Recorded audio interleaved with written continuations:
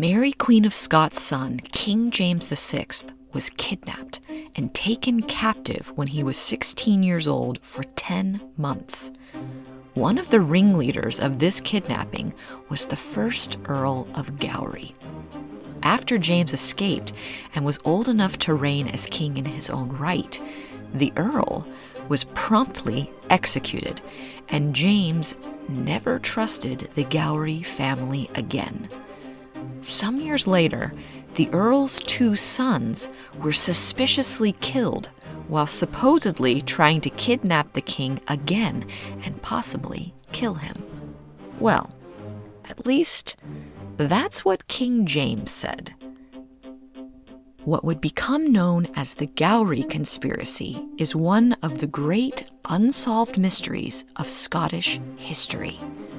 The story that was told was, on the morning of the 5th of August, 1600, King James had just mounted his horse and was about to go out on a hunt, when Alexander Ruthven, the younger of the two sons of the executed Earl of Gowrie, who was 19 years old at the time, went up to the king and told him that they had found a man who was possibly a papal agent or a Jesuit spy or who knows what, that knew about a secret buried treasure, and that he was locked in the tower at his older brother John's house, which was called Gowrie House.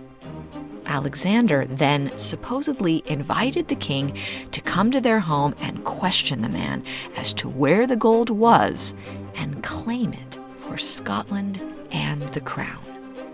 The king was intrigued about the possibility of finding a hidden treasure and told Alexander that he would come to Gowrie House after the hunt. The king, Alexander, and some of James's courtiers all rode off to Gowrie House to interrogate the mysterious stranger. When James arrived, the story continued, he eventually went up the stairs with Alexander and through several rooms that Alexander all locked behind them until they finally went into a turret room where James was expecting to find the prisoner with the gold. Instead, what he found was an armed servant named Henderson. Alexander then threatened the king's life, demanding silence for safety. James eventually called out for help, yelling, "Treason!" The king's men stormed the house, and in the process, both Alexander and his older brother, John, the third Earl of Gowrie, were killed in the process. What made the king's story particularly puzzling to many was the apparent lack of clear motive for the highly educated and seemingly well-respected Gowrie brothers. John, the third Earl, had recently returned from extensive studies abroad and was not known to be a hot-headed revolutionary. A poorly executed plot seemed very out of character. David Murray, who owned the castle you see here, Balvaird Castle, was with the king's party, and while the house was being stormed, he stayed outside, and when the people rushed around the house to see what was happening, he calmed the crowd. This ensured the king was able to safely escape and flee. In the aftermath, King James employed extensive and elaborate measures to promote his version of the events to the shocked people of Scotland.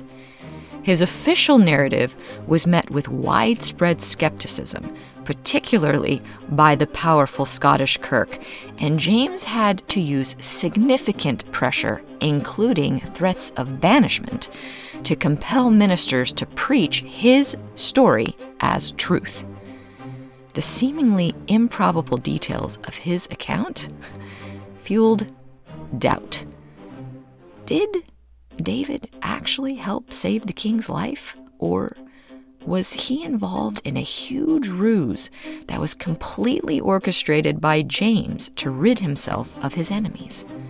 Whichever it was, David was rewarded for his service and promptly took the Gowrie's previous post and was given the barony of Ruthven, as well as quite a lot of their land. He would also travel with the king to England when James ascended to the English throne. Hi friends, this is Evelyn. I hope you enjoyed this video and got something from it.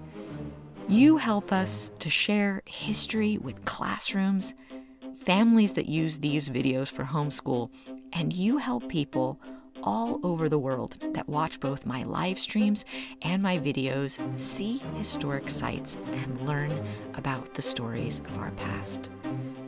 Be sure to click that subscribe button so we can continue to make history and historic sites more accessible to those who might not be able to come to them otherwise.